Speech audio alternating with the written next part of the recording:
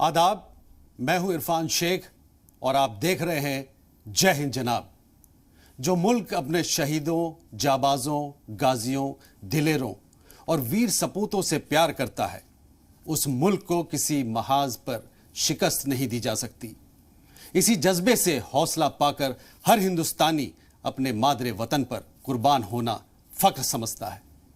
अपने जिगर के टुकड़ों, आंखों के नूर, दिल के चैन को वतन की अजमत पर कुर्बान करने वाली माओं, बहनों और बीवियों के हाल पर हर हिंदुस्तानी को रोना आ जाता है।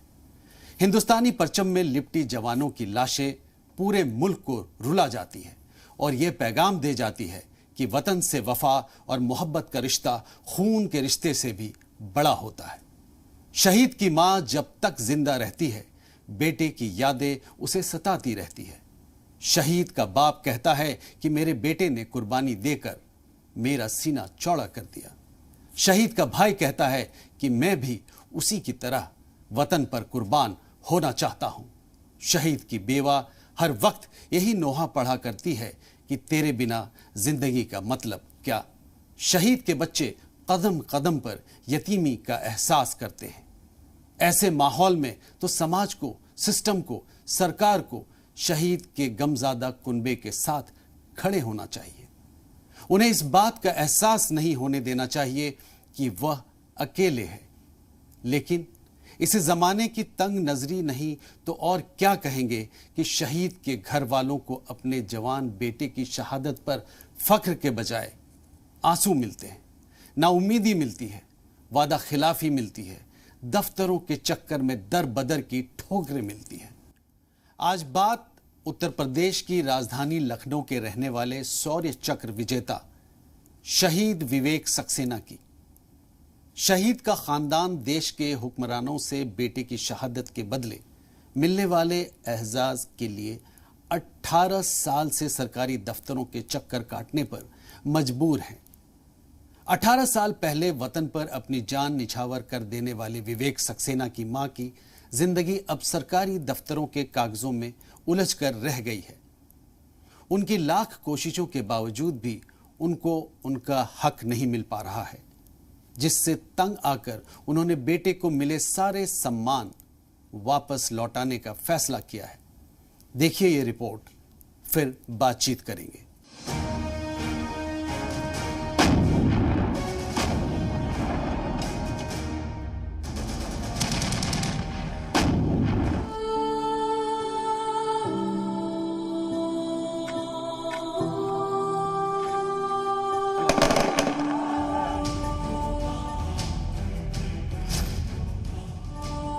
मैं कहाँ जाऊँ, किसका दरवाजा खटखटाऊँ, तो सबके बात मैंने कर चुकी।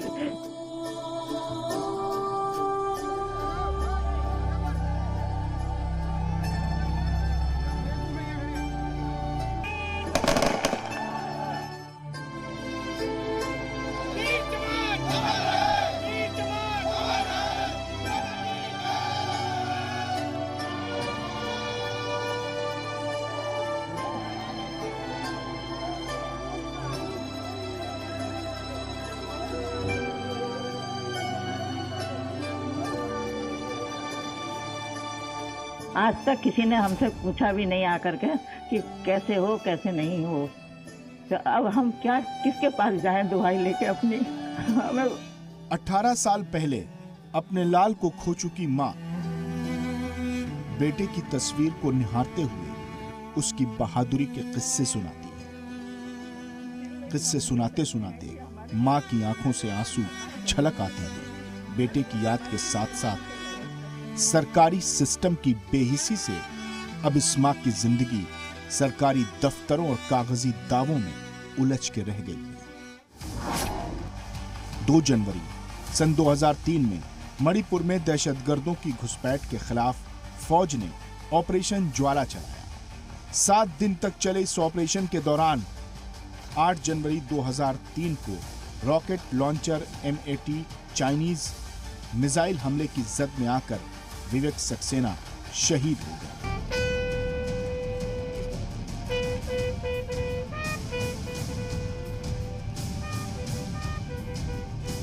लेकिन विवेक सक्सेना ने ये कभी नहीं सोचा होगा कि जिस देश के लिए वो अपनी जान निछावर कर रहे हैं, उस देश के सिस्टम से एक दिन उनकी मां हार जाएगी। विवेक सक्सेना की मां का कहना है कि अफसरान हमसे कहते हैं कि आप यहाँ की शहरी ही नहीं हैं, तो इसलिए हम सरकारी मदद नहीं दे सकते। जबकि लखनऊ में वो 1967 से रह रही हैं। उनके बच्चे भी यहीं पैदा हुए, यहीं लखनऊ के केंद्रीय विद्यालय से पढ़े और उसके बाद सर्विस में गए।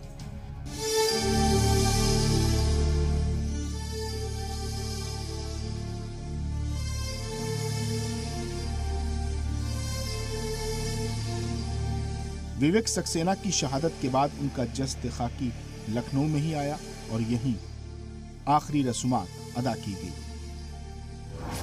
विवेक सक्सेना के वालिद भी एयरफोर्स में फ्लाइट लेफ्टिनेंट के ओहदे पर रहकर 1965 और 1971 की जंग में शामिल हुए। यही नहीं, शहीद विवेक सक्सेना की याद में जो जमीन दी गई, उस जमीन पर शहीद की मां ने अपनी ही पेंशन के पैसे से शहीद का मुजस्समा लगवाया और पार्क बनवाया।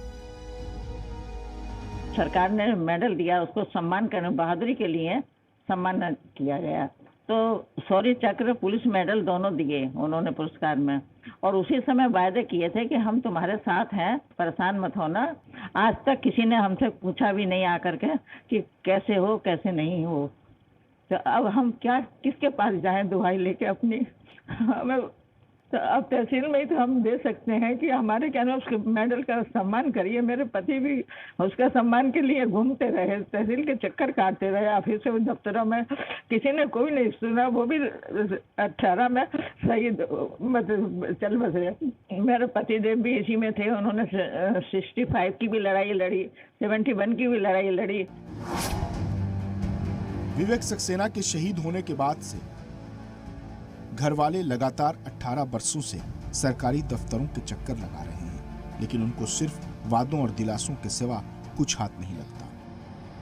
कई बार घर वाले सियासत के बड़े रहबरों के पास भी अपना मसला लेकर गए, लेकिन कहीं कोई सुनवाई नहीं हुई। हम पिछले 18 सालों से जब शहीद हुआ था तो बॉडी आई थी, तो एडीएम ट्रांसलोकी जी ने हम लोगों से वादा किया था कि हम स्मारक बनाएंगे और जो सुविधाएं दी जानी चाहिए वो हम दे करवाएंगे। 18 सालों में कोई भी सुविधा आपको नहीं मिली?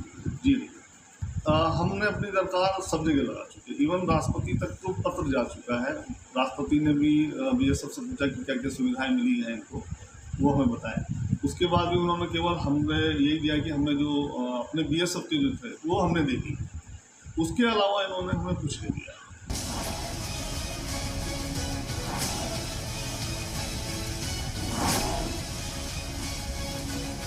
आखिर ये कौन सा सिस्टम है जो एक शहीद को इंसाफ नहीं दिला पा रहा है?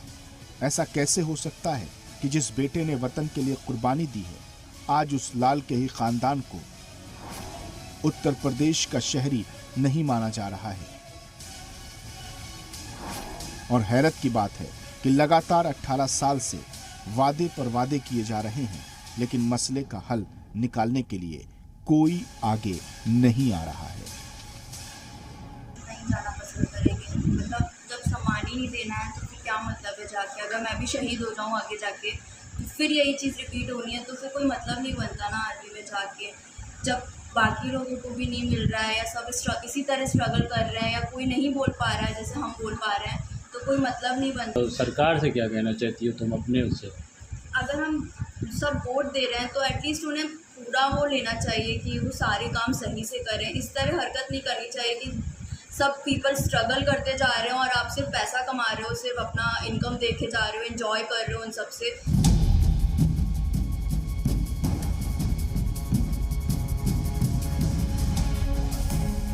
उत्तर प्रदेश की राजधानी लखनऊ के सरोजनी नगर के रहने वाले शहीद के कुनबे पर सरकार को गौर करना चाहिए, क्योंकि शहीद विवेक सक्सेना के खानदान की उम्मीदें अब टूट चुकी हैं और वो 18 साल से सरकारी दफ्तरों के फेर में फंसे हैं और थक चुके हैं।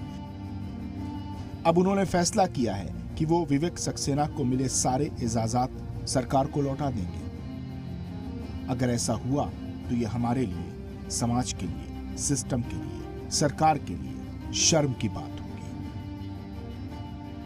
हम खून की किस्तें तो कई दे चुके, लेकिन ऐ खाक के वतन कर्ज अदा क्यों नहीं होता। जी मीडिया के लिए लखनऊ से अहमद हुसैन की report.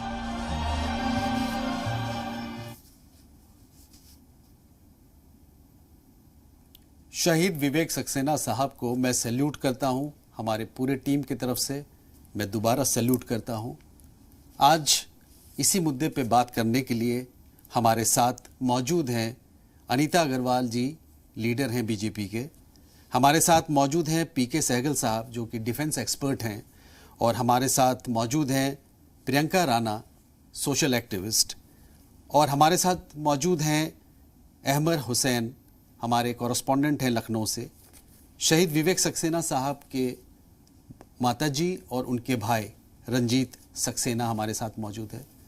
I am really very thankful, बहुत शुक्रगुजार हूँ कि आप लोग इस प्रोग्राम में जुड़े हैं। मैं सच बताता हूँ आप लोगों को कि हमने देखा है इस प्रोग्राम को करने के बाद एक अफसोस है, मैं ये बताना चाहता हूँ आप लोगों को कि जिस हिसाब से इसे YouTube पे अपलोड किया जाता है, इसको जो लोग देखते हैं उनका जो फिगर है, जो लोग देखते हैं वो कंटेंट देख करके मुझे इतना अफसोस होता है, क्योंकि जो वायरल वीडियोस होते हैं जो स्क्रीन पे बताने लायक नहीं है, किसी मॉडल का कुछ चीज़ जो एक वल्गर वीडियो है उसको लाखों के तादाद में लोग देख रहे हैं, 24 लाख लोग देख रहे हैं, 50 लाख लोग देख रहे हैं। कोई है जहाँ पे कोई एक वल्गर वीडियो है जो करोड़ों पे जा रहा है।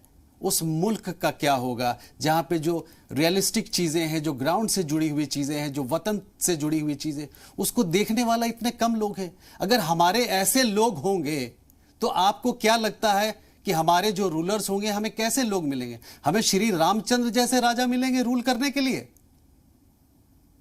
जब हम ही खुद इतने गिरे हुए हैं तो आपको कैसे लीडर मिलेंगे? जरा इस पे गौर करने की बात है। तो सबसे पहला सवाल मैं पूछूंगा अनीता जी से। अनीता अग्रवाल जी, आप बताइए कि अगर किसी ने शहादत दी है इस मुल्क के लिए, क्या हम लोगों को उनके लिए कुछ करना चाहिए, हाँ या ना? और अगर करें तो कैसे करें? देखिए, जो ये शहीद हुए हैं उनको मैं भी सलाम करती हूँ। सबसे बड़ी बात ये है कि मतलब 18 साल हो गए, तो 18 हमारे यहाँ तो जब शहीद होते हैं तुरंत ही उसके बाद उनको सारी सुविधाएं दी जाती है, उनको पेंशन दी जाती है, सब दिया जाता है। अभी आप देखिए जितने भी शहीद हुए हैं सबको सरकार ने दिया। अब इनका 18 साल उस समय मेरे ख्याल से सरकार भी शायद कांग्रेस की रही होगी या कुछ होगा, क्या कारण है क्यों नहीं दिया गया, या अब जो इनके चीजें अब जो सामने आ रही हैं, हमें खुद बहुत हैरानी हो रही है कि जो हम लोग सेना का इतना सम्मान करते हैं, सेना को इतना मान देते हैं कि सेना की वजह से आज हम सुरक्षित हैं और आज हम आराम से घर में बैठे हैं, सो रहे हैं, जाग रहे हैं। आज सेना ही हमारे लिए सब कुछ है, जिसको हम नंबर 1 पे रखते हैं। उसके बाद उनकी माता जी को देखकर मुझे खुद बहुत हैरानी हो रही है और दुख हो रहा है कि ऐसे कैसे हो सकता है कि उनको कोई सुविधाएं ना मिली हो, उनको कुछ पेंशन ना दी जा रही हो, उनको कुछ नहीं। तो हमारे तो उसमें आप देखिए, हम तो नौकरी भी देते हैं, उनके यहाँ को पेंशन भी देते हैं, उनको हर चीज की सुविधाएं देते हैं। आखिर ऐसी कौन सा मसला हो गया जिनके लिए ऐसा हो रहा है? मुझे इस चीज जानकारी अभी आपके माध्यम से मिली है, इसकी मैं जरूर पुख्ता करूंगी, बात करूंगी कि ऐसा आखिर कहाँ ऐसी वजह है जो कि इनकी माता जी को अपने पुरस्कार वापस करने की बात आ रही है। बड़ी शर्म की बात है हमारे लिए भी, देश के लिए भी, सबके लिए। मुझे बिल्कुल अच्छा नहीं लग रहा है। अनीता जी हमारे साथ पीके सहगल साहब भी जुड़े हुए हैं। सहगल साहब, thank you very much for coming on this show, बहुत बहुत शुक्रिया। आपने देखा ये स्टोरी, मैं आपको यहाँ पे ये बताना चाहता हूँ कि ये मणिपुर में तैनात थे, असिस्टेंट कमांडेंट थे बॉर्डर सिक्योरिटी फोर्स में, और इन्होंने शहादत दिया है हमारे मादरे वतन के लिए, हमारे मुल्क के लिए। आज आपने सुना इनकी माँ को, हाउ डू यू रिएक्ट?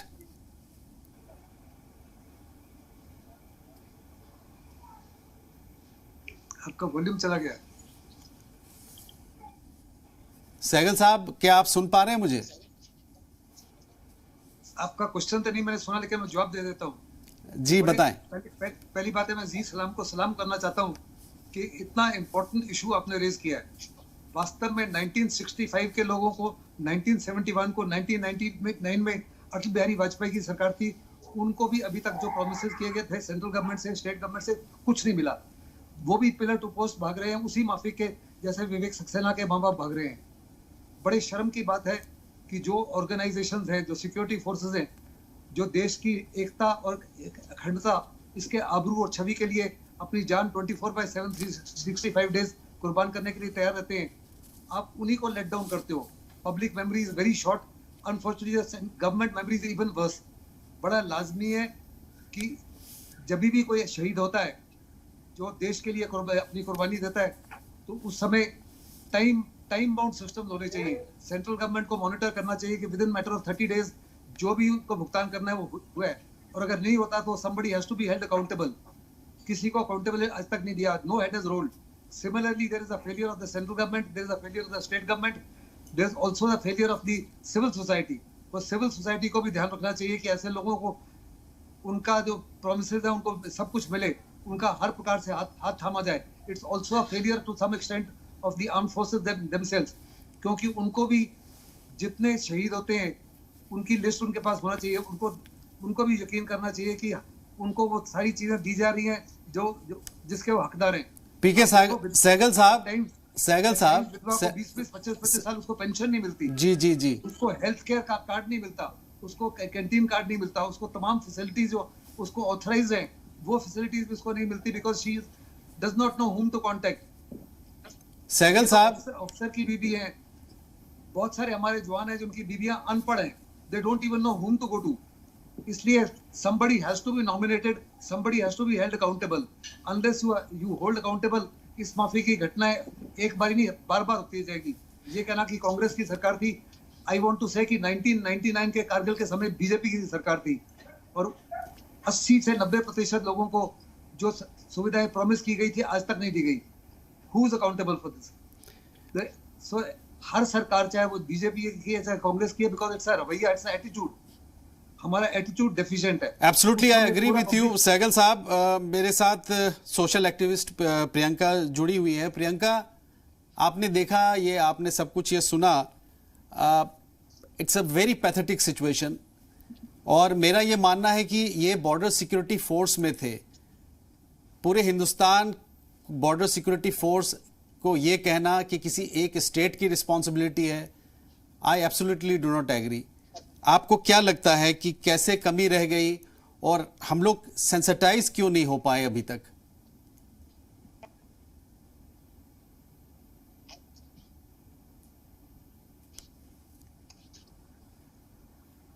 कौन याद रखता है अंधेरे के साथियों को?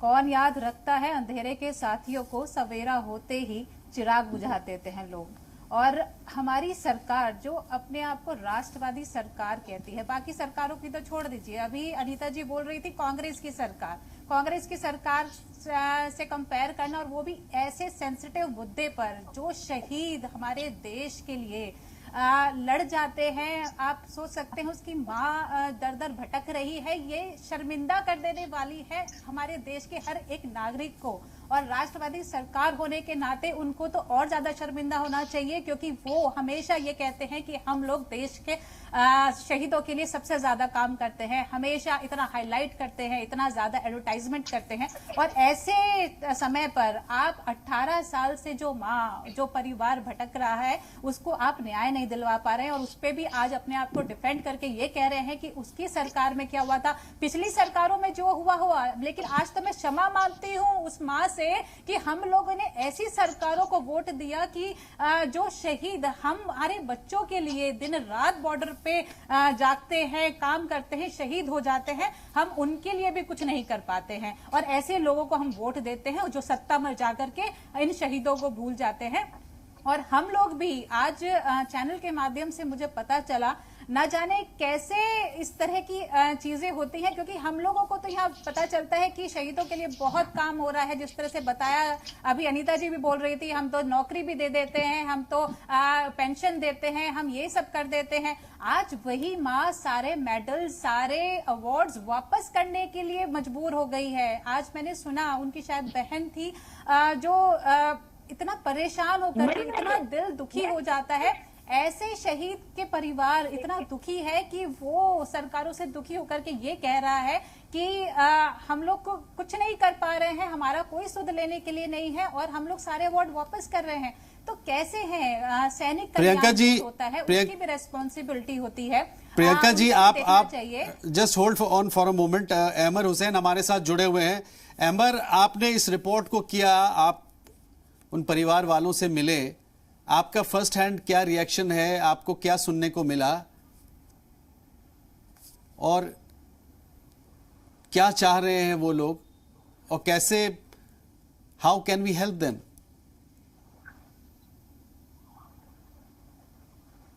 बिल्कुल, हम देखिए आपको बता देना चाहेंगे कि लखनऊ का एक परिवार है जिसका 18 साल पहले देश के लिए सेवा करते करते शहीद हो गया, दहशतगर्दों के हाथ शहीद हो गया। अब वो माँ कानूनों में उसकी जिंदगी में तमाम अधिकारियों के वो चक्कर लगाती है कि बेटे के लिए यहाँ तक कि इनको जो जमीन दी गई शहीद विवेक सक्सेना के नाम पर, जिसपे एक पार्क बनना थी और उनकी निशानी के तौर पर एक मूर्ति बनना थी, तो वो इन माँ का ये कहना है कि उसके लिए कोई राशि इनको नहीं दी गई, बल्कि इन्होंने अपनी पेंशन के पैसे से उसको पार्क को बनाया और जो मूर्ति विवेक शहीद सक्सेना की थी वो इन्होंने तामीर करवाई। तो ये एक बहुत ही दिल दुखा देने वाली हालत है और लगातार 18 साल हो गए इनको सरकारी दफ्तरों के चक्कर काटते काटते, लेकिन इनको इंसाफ नहीं मिला। इनके भाई और इनकी माँ हमारे साथ आज खुद यहाँ पर मौजूद हैं और हम उनसे आपकी सीधी बात कराना चाहते हैं और एक माँ का दर्द जो है वो देश भी देखे।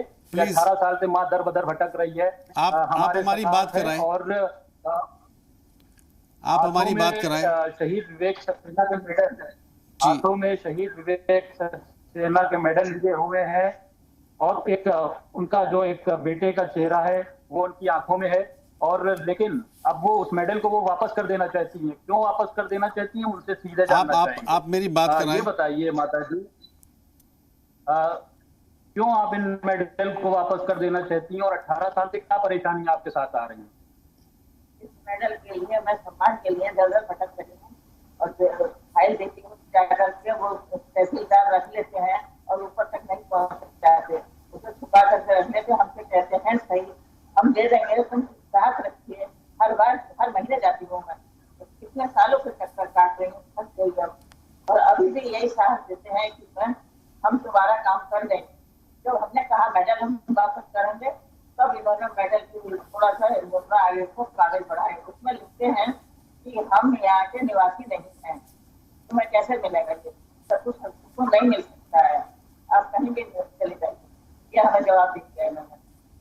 कहा फिर हमने धरने के लिए कहा, हम धरने की एप्लीकेशन जा सकते हैं तहसील में, तो धरना देने के बाद में रोकने को हमसे कहा गया कि तुम धरने में मत बैठो, हम तुम्हारा 10 दिन का टाइम दीजिए, हम कर देंगे। फिर भी इन्होंने हमने 10 दिन का टाइम दिया, इन्होंने नहीं किया, फिर हम धरने पर बैठ गए। धरने पर बैठने के बाद में इन्होंने पुलिस को भेज दिया और उन्हें उठा दो, हम उनसे टाइम ले लो थोड़ा, तो हम कर देंगे। जबकि अभी तक यही कहते रहे हमसे कि हम कर देंगे, यही जवाब मिलता है। हमने फिर उन्हें 10 दिन का टाइम 12 दिन का दे दिया, उसके बाद में भी 2 महीने हो गए, तीसरा महीना चल रहा है, इन्होंने अभी तक कोई खबर नहीं ली। फिर हम तहसील गए। अहमर,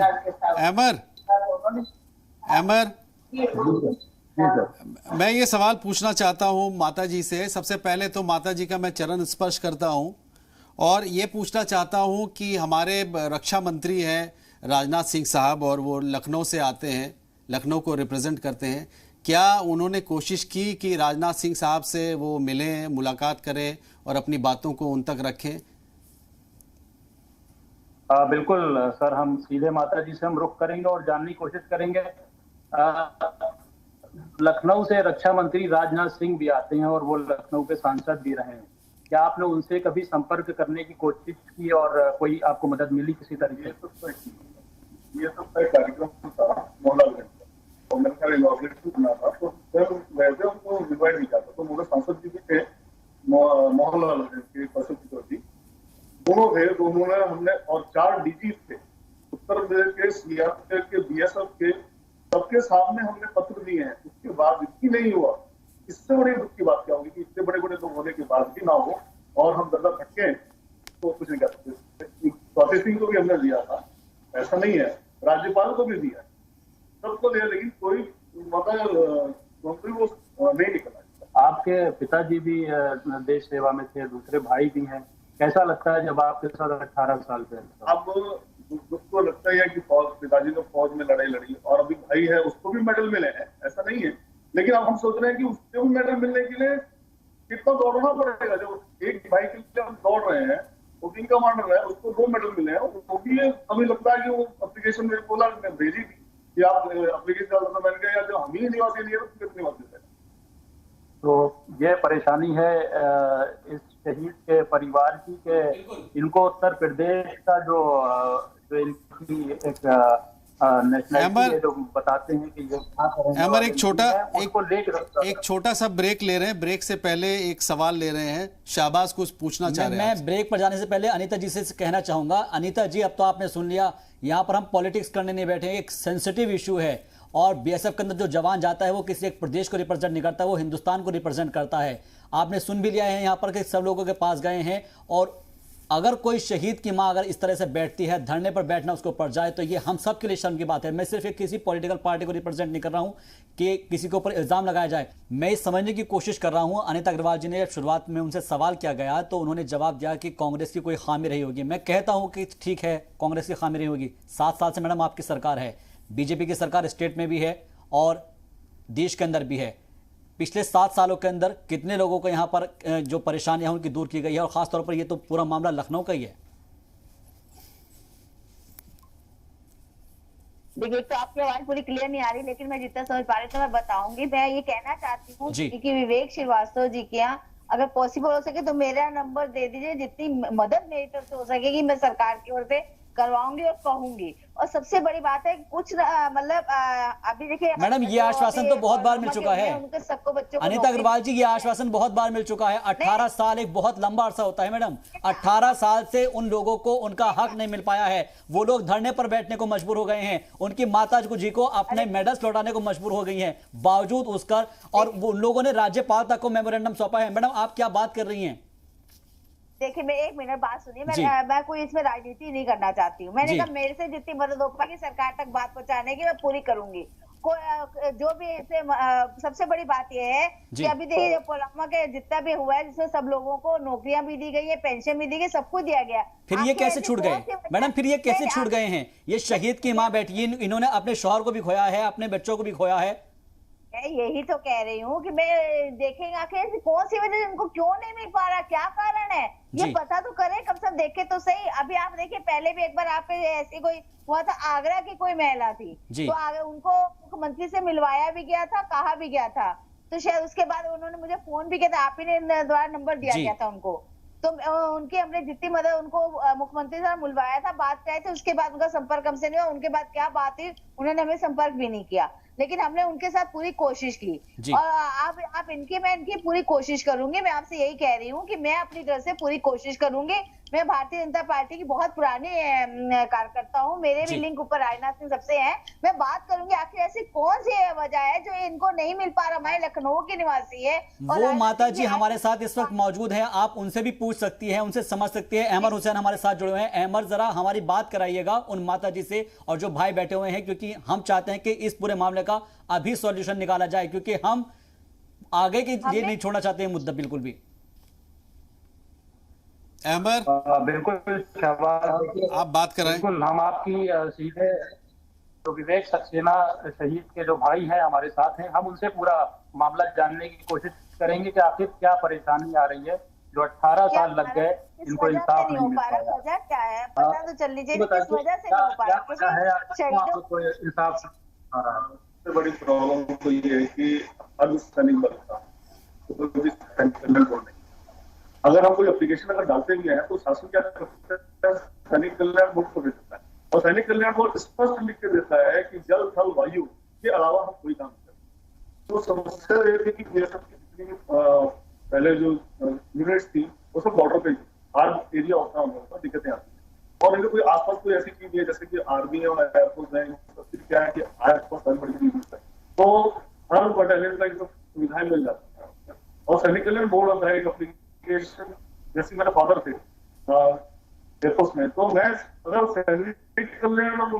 तो हमको मुझे कोई दिक्कत नहीं आती, कोई दिक्कत नहीं, हमारा काम हो गया।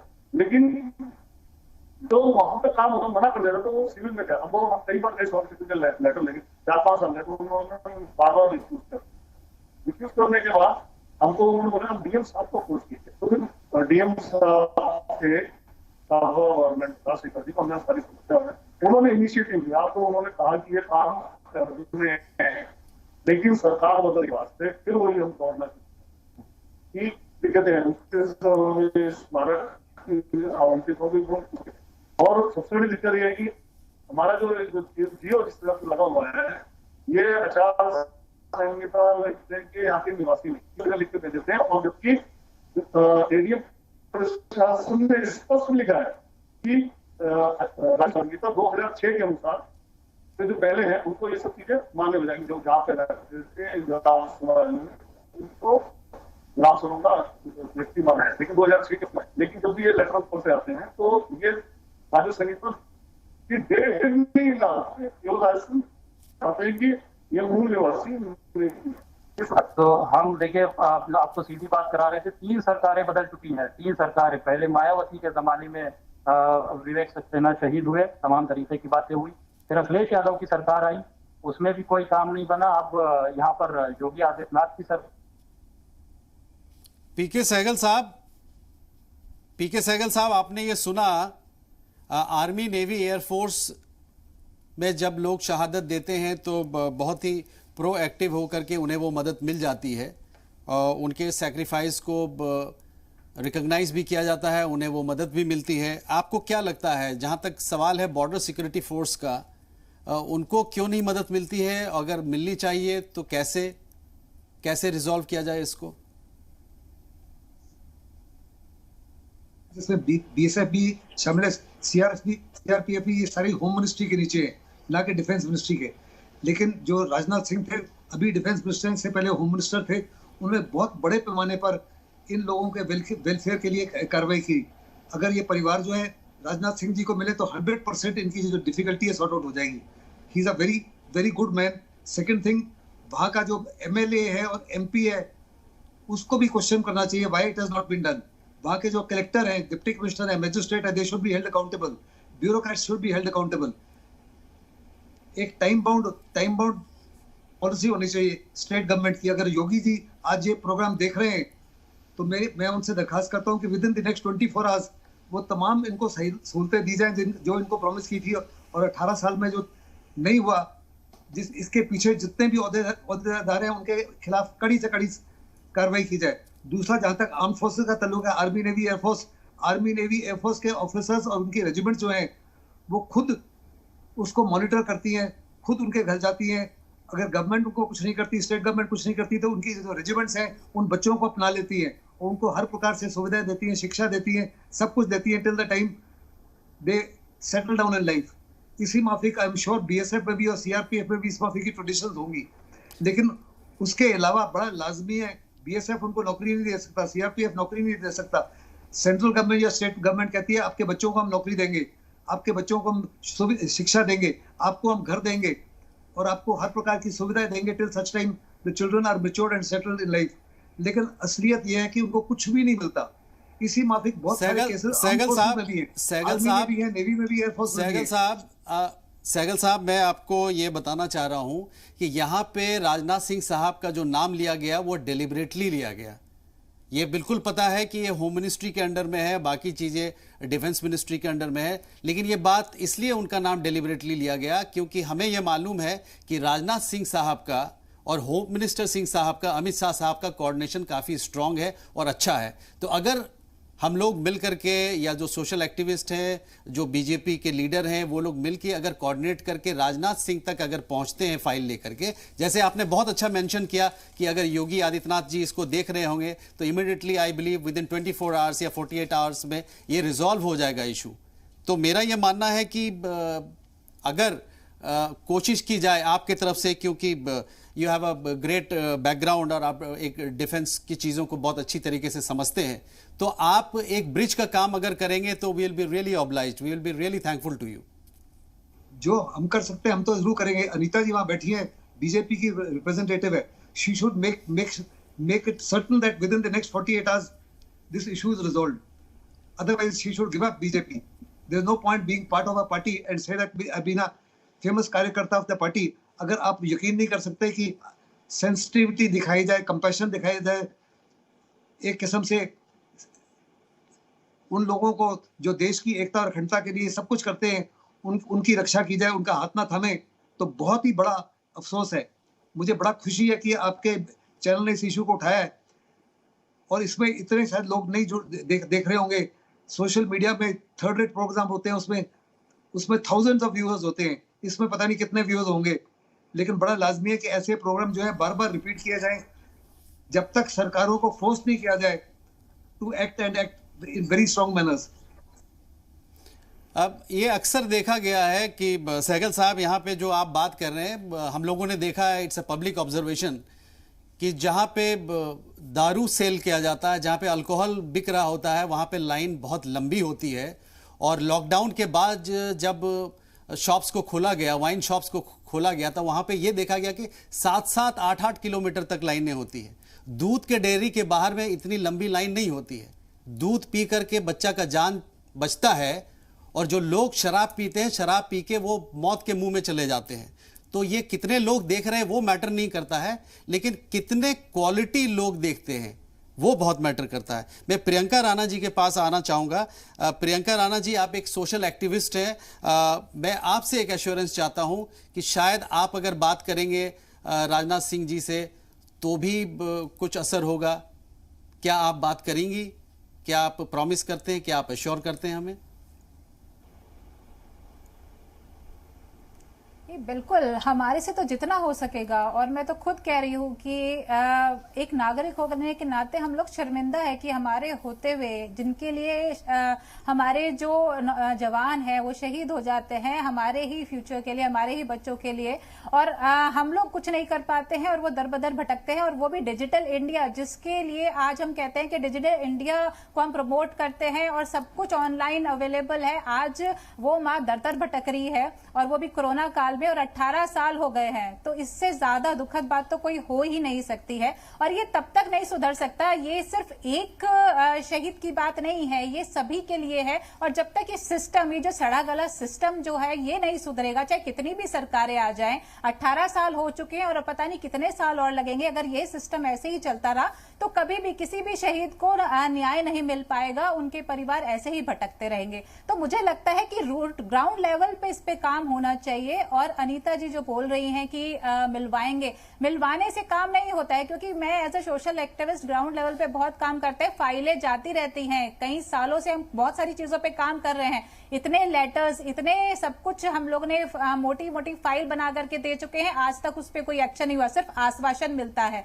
लेकिन अगर मैं कहती हूँ ऐसे सेंसिटिव मुद्दे पे भी अगर आश्वासन दिया जाएगा, और वो भी राष्ट्रवादी सरकार के, तो मुझे लगता है कि फिर आगे किसी भी सरकार से कोई उम्मीद करना बेमानी होगा। क्योंकि जितने भी अभी तक जो बताया गया, इतना दुख होता है जान करके कि अगर शहीद स्मारक भी अगर घर वाले अपने पैसों से बनाते हैं, जबकि वो MP MLA फंड से बनना चाहिए। और ये सिस्टम सुधारने के लिए अभी तक भी जब कहते हैं इतना काम हो गया, डिजिटल इंडिया, ये सब, और उसके बाद ये सब कुछ हो रहा है, तो मुझे लगता है कि इसमें तो अनीता जी जैसे लोग भी अगर कुछ नहीं कर पा रहे हैं, तो हमसे तो न जाने क्या उम्मीद रखते हैं। Anita ji, I think Anita ji, you have to take the lead. Anita ji, you have to take the lead, please go ahead ji. मैं इसमें राजनीति नहीं करना चाहती हूँ, मैं इनकी पूरी मदद करना चाहती हूँ। मेरा आप इनको नंबर दीजिए, मेरे से जितनी पॉसिबल होगी पूरी मदद करूंगी, पूरा आश्वासन देती हूँ कि 110% इनका काम होगा। क्योंकि हम खुद हैरान है कि आखिर ऐसी कौन सी वजह जो 18 साल से नहीं हो पाया, क्या कारण है? जबकि राजनाथ सिंह जी आए दिन लखनऊ आते हैं, सबसे पब्लिक से मिलते हैं, सबसे मिलते हैं, हर लोग से मिलते हैं और काम करते हैं। और हमारे मतलब चाहे वहाँ के जो कौशल किशोर MP है, वो जनरल पब्लिक से मिलते हैं। तो ये सोनिया जो है, और ऐसा नहीं है कि 2-2 MP और वो मंत्री भी बन चुके हैं। आप अगर मिलेंगे देखेंगे कि आप जनरल वो लोगों के पास बैठ के मिलते हैं, लोगों की बात करते हैं। आखिर ऐसी कौन सी वजह जो उनका काम नहीं हो पाया, हम खुद इसी से हैरान है। ओके अनीता जी, करना चाहती हूँ। अच्छा, वी एक्सपेक्ट कि ये आपके टॉप प्रायोरिटी में रहेगा, ये चीज आपके टॉप प्रायोरिटी में रहेगा।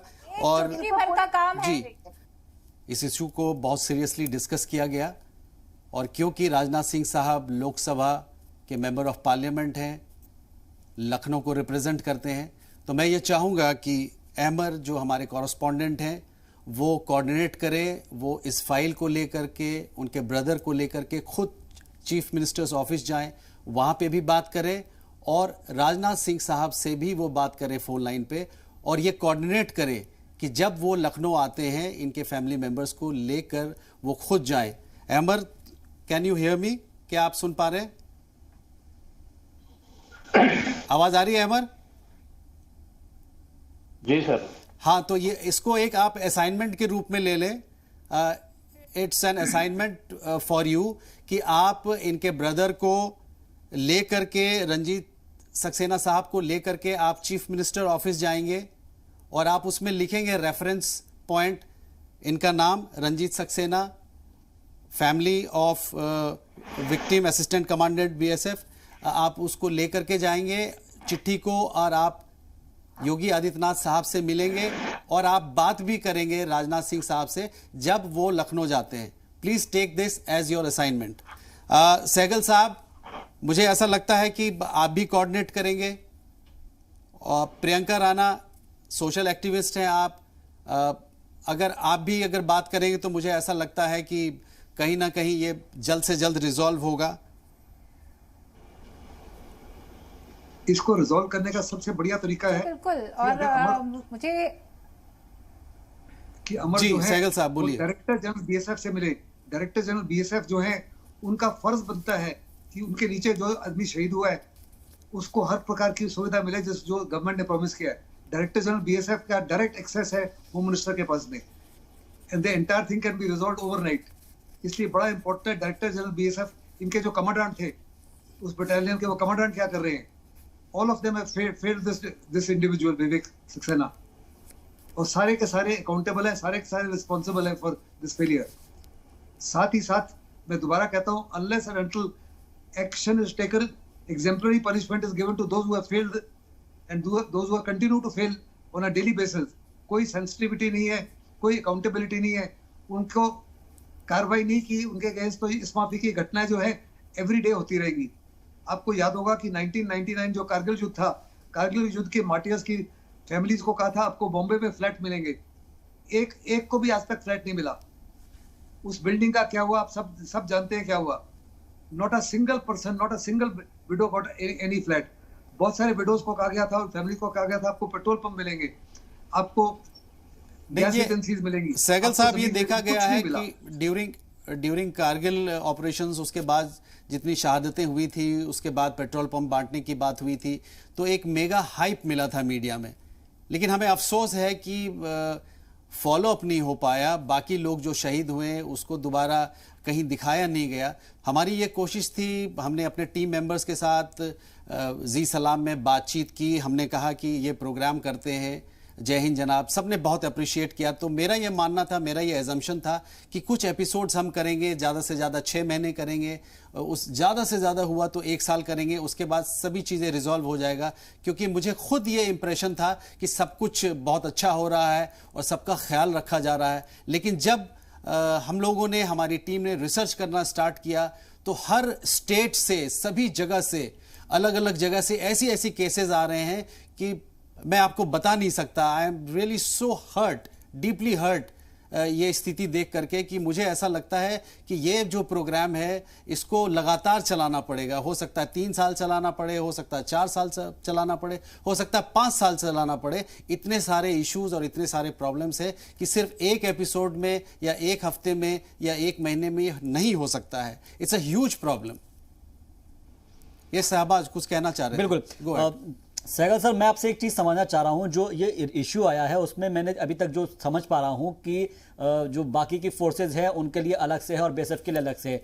क्या अब इस डिजिटल इंडिया के अंदर हम ऐसा कोई रिजोल्यूशन पास नहीं हो सकता कि डिजिटल इंडिया के थ्रू कि जितनी भी इस तरह की प्रॉब्लम है वो एक ही सिंगल विंडो पर जाए और वो डिजिटल इंडिया के जरिए जितना भी उसका कमांड का बैच है, जो भी है, उसमें सब एक फॉलोअप ले ले और वो सीधी होम मिनिस्ट्री को या फिर जो डिफेंस मिनिस्ट्री है वहां तक पहुंच जाए?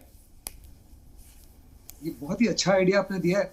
आप डिजिटल मीडिया या सोशल मीडिया के माध्यम से तमाम जो परिवार हैं जो अफेक्टेड है उनको बोलिए आपसे कांटेक्ट करें, आपको थाउजेंड्स मिल जाएंगे फ्रॉम द 26 जो पैरामिलिट्री फोर्सेस हैं, आर्मी नेवी एयरफोर्स के, जिनको इस माफी की इश्यूज हैं, जिसको इस माफी की प्रॉब्लम्स हैं। ये तो परिवार शहरी है, पढ़ा लिखा है। उन दूरदर्शन इलाकों में जाओ जहाँ पे उनके माँ बाप अनपढ़ हैं, उनको बेचारों को इससे 1000 गुना ज्यादा डिफिकल्टीज है। They are living in abject poverty. उनके पेंशन भी नहीं मिल रही, उनको मेडिकल फैसिलिटीज भी नहीं मिल रही, उनको कैंटीन फैसिलिटीज भी नहीं मिल रही, उनको बहुत कुछ नहीं मिल रहा जो मिलना चाहिए। एंड डिजिटल मीडिया के माध्यम से ये सारा डेटा आपको मिल जाएगा और उस डेटा को लेकर प्रोजेक्ट किया जाए to the prime minister and the home minister and the defence minister, because this is an issue that is critical to the safety and security of the nation. अगर arm forces का moral और motivation down हो गया, बिल्कुल, तो देश का जो थैंक यू। सबसे स्ट्रॉन्गेस्ट पिलर है, we are running short of time Sehgal sahab, उसमें दरार आ जाएगी। We are running short of time. Thank you very much, Anita ji, for joining us. Thank you, PK Sehgal साहब. Thank you, Priyanka Rana. And बहुत बहुत शुक्रिया अहमर हुसैन और रंजीत सक्सेना जी और माता जी, बहुत बहुत शुक्रिया। आप लोग हमारे इस प्रोग्राम में आए। आप दुआ कीजिए कि हम लोग आपकी मदद कर सके और तमाम उन लोगों की, उन परिवारों की हम मदद कर सके जिन्होंने शहादत दी है इस मादरे वतन के लिए। Salute to mother India.